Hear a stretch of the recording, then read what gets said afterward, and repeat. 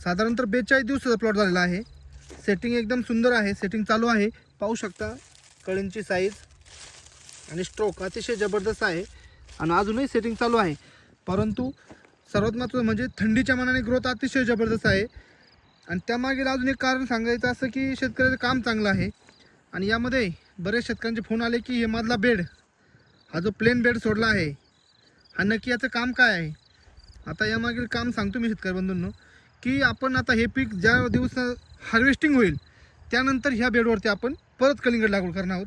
यामध्ये basal dose किंवा आपलं रासायनिक खत असू द्या किंवा सेंद्रिय खत किंवा शेणखत अधिक कोंबड खत हे सर्व भरलेलं आहे.